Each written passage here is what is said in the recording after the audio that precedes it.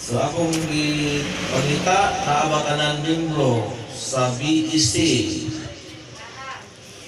Asa man ang mga bana? Nasa gawas. Salamat kaya nasa gawas. So dito ko yung ano man nga nangita man ko sa mga bana.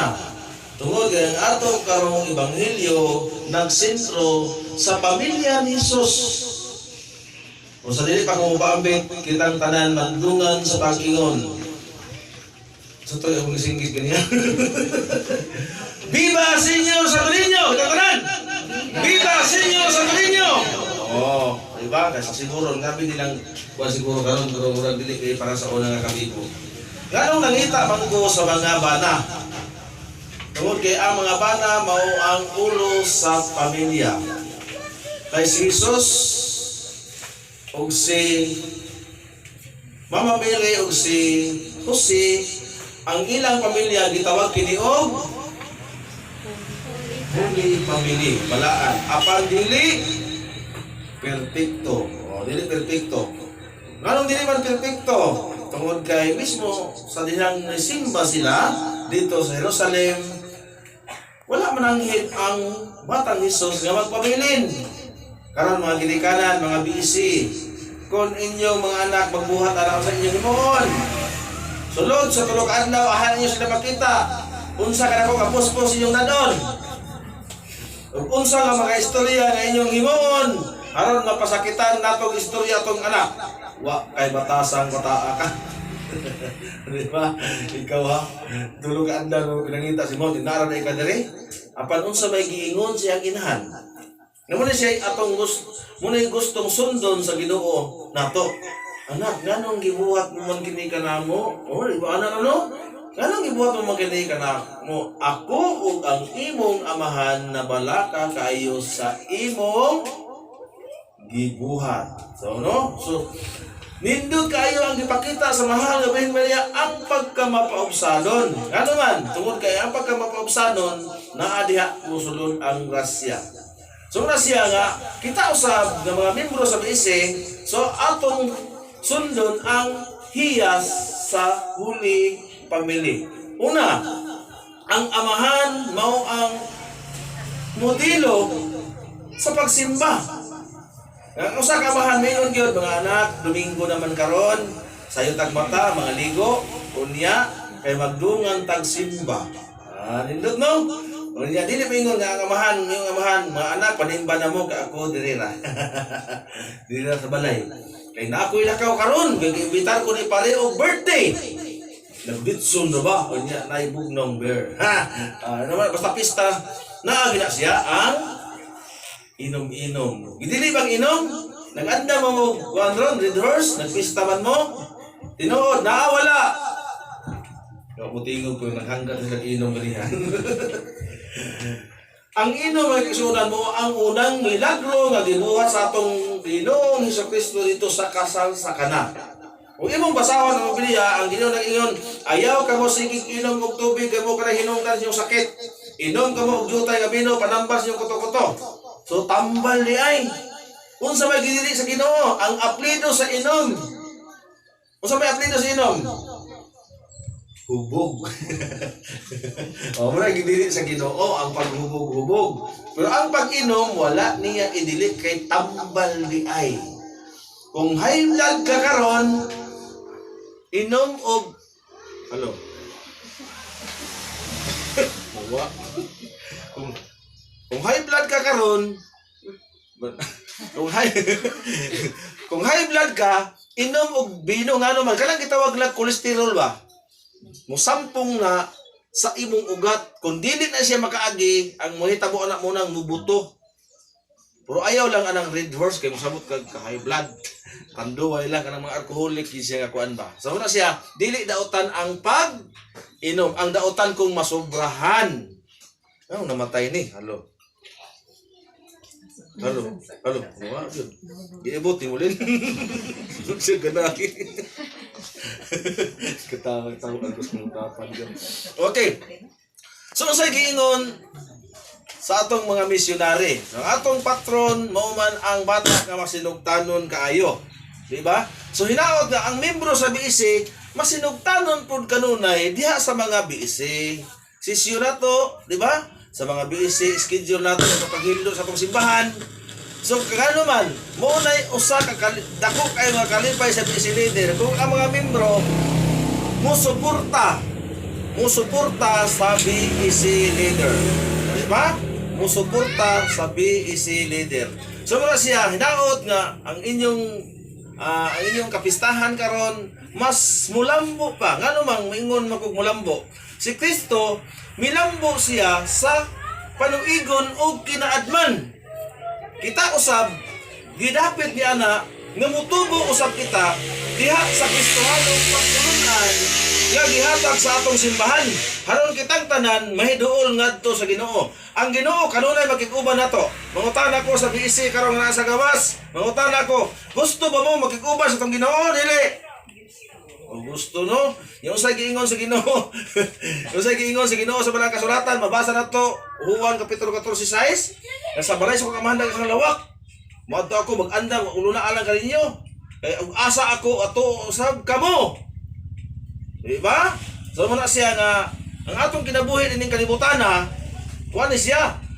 Pinakataas na ring 70 siguro. Sa 60, swerte na kanyang 100.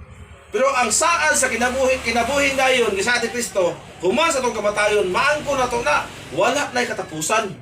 So muna atong paningkamutan nga makapuyo tanang balay nga giandam sa atong Ginoo dito sa langit.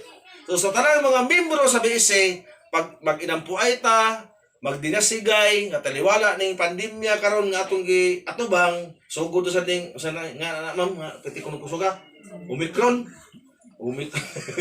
pagpatasan. Grabe yung lihok sa yawa ron ba? Grabe yung lihok sa yawa karon. Aron nga pagguba sa pundasyon sa mga pagtulunan ni Hesus nga dili ta makasimba, di ba? Kay pugna na pud ta imbes nang hinay-hinay na tagbalik. O sige lang salig lang kita. Uban sa panggama, uban sa ngano ingon mo tag panggama, ang atong mga pag-ampo ba? Magpalabanta sa mga santos. Magpalabanta sa mahal nga Birhen Maria, mamamili ang mga pag-ampo dan as mong pinalanggang anak. Ano man, dako kay na mag-igsuunan o dako kay kabahin ang atong mahal Birhen Maria. Kaya kung siya mo hangyo siyang anak, walay katarungan nga dili maminaw si Jesus. Kaya unang milagro ni Jesus, ang inahan mo ay naghangyo. Oh, muna siya. Anang pulos mo ta Katoliko din no? Mangutana lang ko nga pulos ta Katoliko kay akong doon na akong na istorya nga dili Katoliko atong naging semana atong ni atong Don Carlos ako silang giignan. Ako gyud pag-umangkon di ay. Born again siya, ikaw nga pareha ta born again sa una. Pero abi nimo, sultihan ta ka. Sa akong pagka-born again, ang akong kakasawayan tungod kay among mga pastor, katudlo sila pagkamadinumtanon. Unsay gidumtan? Ang mga santos, di ba? Kung nagtudlo sila gugma, dili ang idumtan ng mga santos, kung ang mga santos wala nakasala nila ug dili po na siya Dios. Mga tao sila nga na martir nga pagkamatay sa pagsangya sa pagtulunan sa Dios. Mao gihapon si San Andres Bonifacio, si Jose Rizal. Si Jose Rizal, di ba ginagbuhatag ng timento? Diyos sila. Maura na mga santos, si Bonifacio o si Rizal, muna sila ang hero sa pagkigubat. Ang mga santos, hero sa pagtudlo, sa mga pagtulunan sa atong Ginoo. Muna nga, hinungdan nga sila gipatay. Diba? Gipatay sila. Kay ipaundang na sila ni Herodes, dili pa gipaundang, apatay noon. So kini pagsangyaw dahil sa pagtulunan sa Ginoo, musangko gigagkamatayon, di ba? So muna si ako manghinaot ini atong katilingbanong pag-ampo karon sa BEC. So mag-inampo ay ta matag usa, dahil ato pag iampo ang mga kalalakin-an nato. Ngano man, usahay dahil sa pamilya, igo na kayo sa bana o sa lalaki nga makapaeskwela sa mga anak, makahatag og pagkaon, wala na nalimta na nila ang religious nga pagtulunan. Muna sa tinuod nga hitabo sa tong katilingban karon. Nalimta na, igo na lang nga makapakaon, makabiste, makapaeskwela, wala na tudloi ang mga bata sa kalihukan sa atong simbahan. Ang mama na lang itin taon. So, Ang ato karong ebanghelyo mo man ang huli pamili, so nindot kayo nga ang amahan mag-una sa simbahan, dali na kay manimba na ta. So muna siya makaigsuonan ang kinaiya sa pamilya ni Maria, ni Jose ug ni Jesus ang pagkabalaan, pero dili perfect. Ngano man si Jesus. Kaya kung nanganghid lang si Jesus bitaw, sa tinuod lang, kung nananghid lang si Jesus nga magpabilin siya, perfect yun iyang pamilya. Perfect yun ang iyang pamilya. So wala ma-perfect, gumikan atong wala mananghid si Jesus. Ug mao sa nay gisunod sa ubang mga bata karon. Ug lakaw-lakaw di mananghid. Kung sa unang mga panahon nagsuunan na pang cellphone, dili kay ito mahago si Mama Mary o si Jose. Kaila ra man tong tiksan, aha naman kanak. Pauli na. Di ba pa may cellphone sa una? So nahitabo ilaging gipangita, tulo ka adlaw ay nila nakita. So karon wala na problema, uli na. Pag ingon nga uli na, mga bata uli gyud ta. Dili gyud magsigig. Kasi Jesus bitaw gipapauli. Wa man siya mingon unya na ma. Nisunod siya dito siyang inahan ug sa iyang amahan. So kita usab nga mga anak sa Dios diha sa atong bunyag, atong pamatud-an nga kita mahimong nga anak sa Dios og sa diha sa pagbunyag ni Jesus nalipay ang Ginoo kaniya og naabli ang langit og siya dunay tingog gikan sa langit nga nag-ingon, kini ang pinangga kong anak, paminawan ninyo siya. Hinaot unta usab kitang mga bata karon, mga kabataan, apil ko na. Kahimutan sabta sa atong ginikanan. Nya mag-eskwela, ako gawa magiko ka eskwela, okay na sa kuha. Kahimutan punta sa ato ang mga ikaduhang mama nga mga maestra sa eskwelahan.